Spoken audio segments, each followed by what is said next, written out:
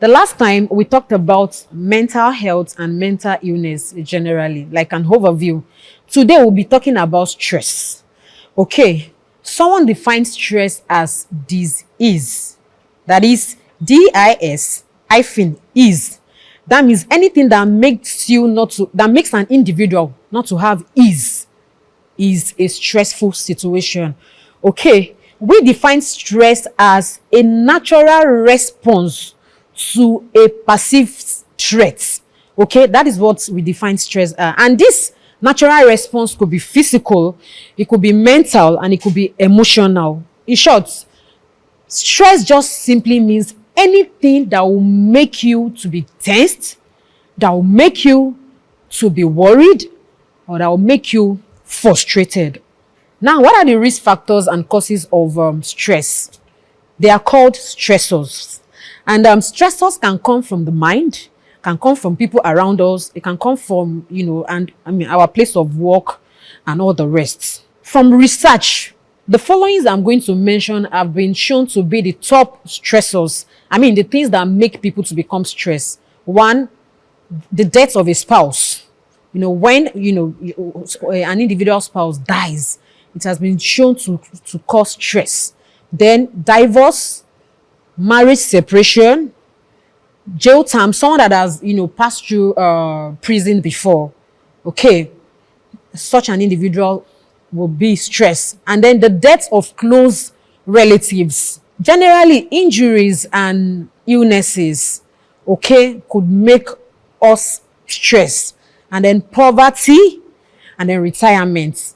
And the reason for that retirement, a lot of people, they don't plan their retirement age. So when they retire, they don't find themselves doing what they don't find themselves doing what they do before. So they will become stressed. So what happens in stress, just like what I explained when I was talking about mental illnesses, there is usually chemical imbalances, because during stress, some chemicals called hormones, they are usually released. Normally, like I said, we cannot avoid stress. In my earlier, when I was talking about mental illnesses, we cannot avoid stress. We can only manage it. So when things happens in our life, all these hormones, they'll be released at a particular level. But when we are really stressed, their levels will be exaggerated. And these hormones are, examples of them are, we have steroid, corticosteroid, dopamine, and serotonin. So a stressor can be seen as a threat or a challenge by an individual. Now, what are the other things? I've mentioned the top stressors. The other things is that when people have poor relationship with people around them, it stresses them. When people are worrying about what people think and say about them, it stresses them. Especially in these days that people are on social media. You put a comment or you put a statement on internet, or you put your picture that is very fine, you're looking good, and people are not liking it. People are not making comments, and then you become unhappy. Okay, so people get stressed with that. And then poor nutrition, when people are not, they are not eating adequately, when they miss their meals, and when they are taking junk food, then they'll be stressed. And then aversive environments, the environments we find ourselves. Some people find themselves in noisy environment where before you see this, they are hearing bo and all the rest.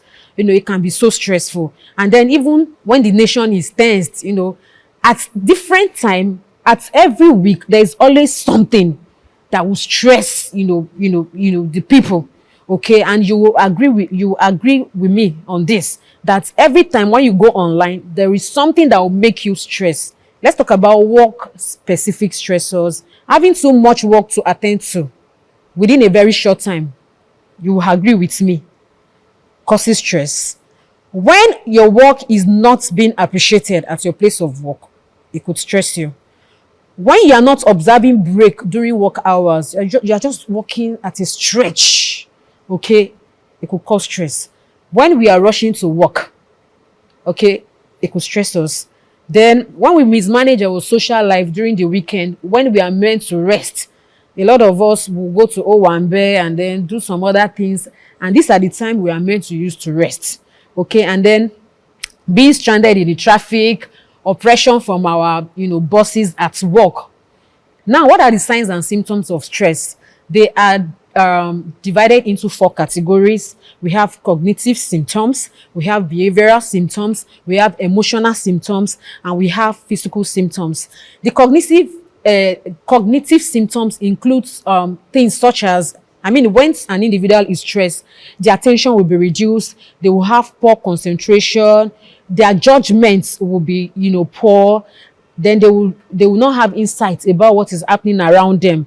Okay, then they can also misinterpret the situations around them. Then talking about the emotional signs and symptoms of emotion, such an individual can become so irritable. Someone that on a normal day, things will not make such an individual, a particular thing will not make such an individual become so irritable. But when the individual is becoming so irritable by something trivial, something that shouldn't make the individual become irritable, and then when an individual is becoming sad, and then when an individual become hostile, okay, those are emotional symptoms of stress. And then behavioral, when an individual is taking some risk, there are some things that on a normal day as individual you will not do. For example, if you I'm a healthcare worker, you're working in a hospital, you are meant to use your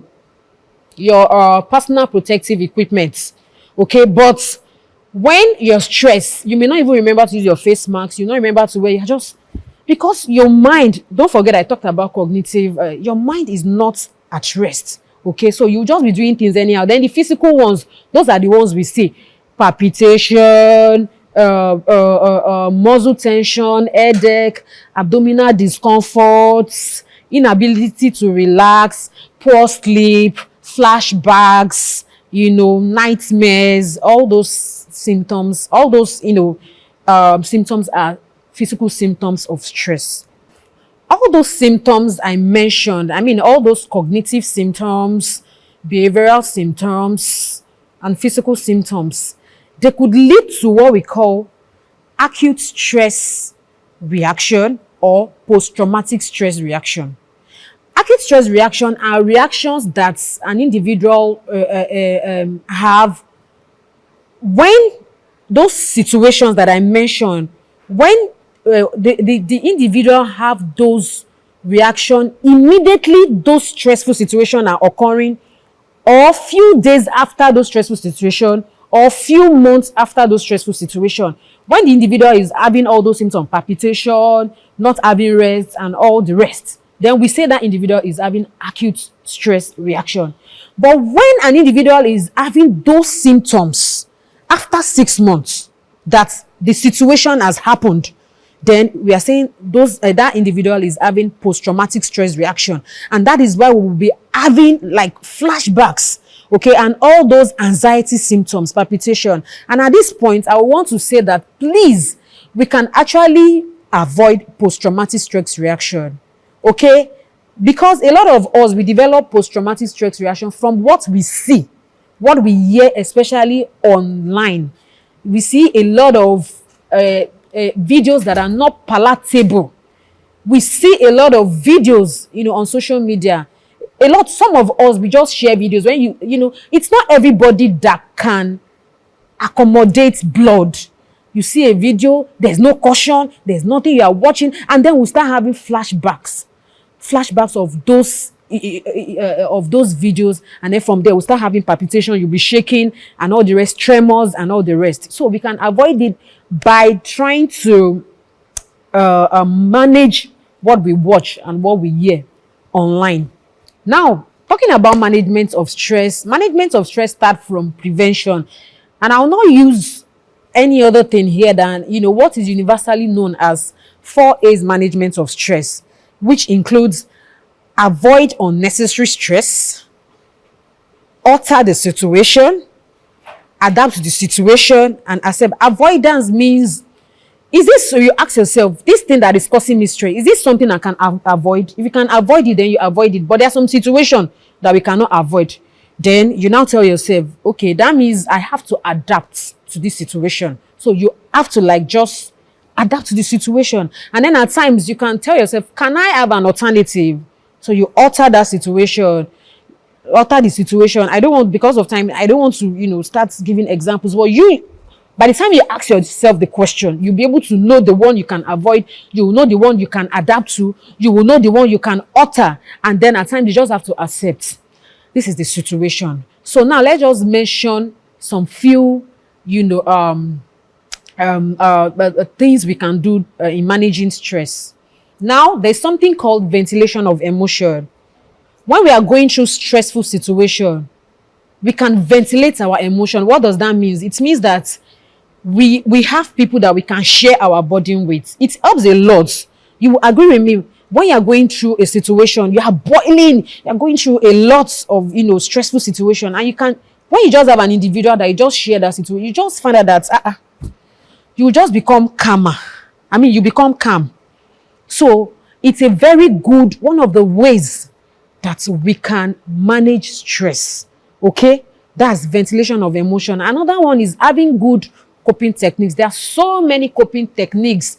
We can, suppress the situation, repression, and all the rest. So we need to develop good coping techniques or a coping method in managing stress. Then we have to embrace good pleasurable things.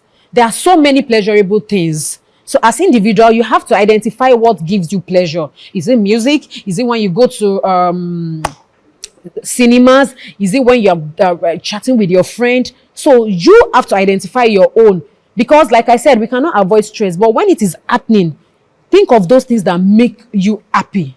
Do those things, but not bad things. Hallelujah, not bad things.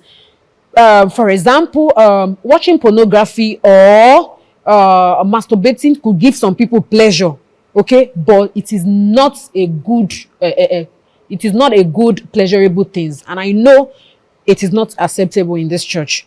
Praise the Lord. So we need to start our day early. I realized something, as an if I'm not going to work, maybe I'm off duty and I don't brush my teeth on time, I don't stand up from where I'm sleeping, okay, I'll just find out that it will just be as if I should just be on the bed like that. But I realized that when I wake up, I brush, I have my bed, I'll just start my day. So it's one of the ways of, relieving stress or preventing stress. Then we need to rent our accommodation close to our place of work. We need to wake up early so that we leave home early to avoid rush to work. Then we need to learn to delegate work. A lot of people, they don't know how to delegate work. They want to be the one to do that thing. And then when you are trying to do a lot of things, at the end of the day, you will have stressed yourself. Let's just delegate work and trust God that those people that we have assigned those work to, that they will do it well. And then, of course, we need to shed off bad relationship. Eat good food, natural food. Okay? And then we need to sleep well. We need to plan our day. A lot of us, I'm sure we know about SMART goals, short term, middle term, and long term. Daily goal is part of short-term goal. It's better we plan, write the things we want to do so that we'll not be racking our brain. When we are racking our brain, we are stressing ourselves. So let us have our daily goal so that we follow it. We need to treat ourselves well. You know what you do that will make you happy. Maybe you need to make your hair, you need to go and paint your nails, you need to go and barb your hair. I mean, look good, treat yourself. Go. Sometimes as women, you don't need to cook. You can just go out with your family and then you have a nice time. And then I would like to explain this. Then one of the ways of relieving stress is deep breathing exercise. And I'm going to demonstrate that now. It works a lot. It works for me. Deep breathing exercise helps in improving the oxygen circulation in the body. And when oxygen circulation in the body is increased, it will help to relieve stress and help to relieve the level of those stressful hormones I talked about before. And this is deep exercise. You take a deep breath, you hold your breath for like 10 seconds, and then you make an E sound when you are relieving. This is it.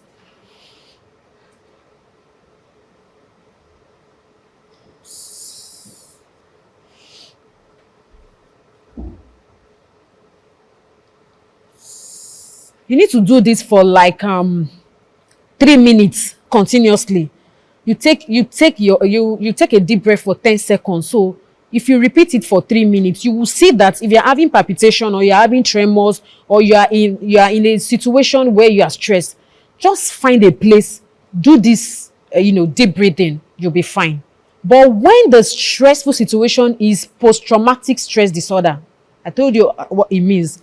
That individual needs to see a clinical psychologist or a psychiatrist, because we will do what is known as eye desensitization and reprocessing for such an individual. Now, there are some maladaptive coping methods that are not good. I mentioned them earlier: smoking substances, drinking alcohol, gambling, transferred aggression. All these situations, they will help to relieve the stressful situation temporarily, but before you know it, those symptoms will come back again. So they are all maladaptive coping methods. In conclusion, the ultimate goal of managing stress is to ensure that an individual have a balanced life with time for work, relationships, relaxation, and fun. And then the resilience to hold up under pressure and meet challenges head on. Thank you.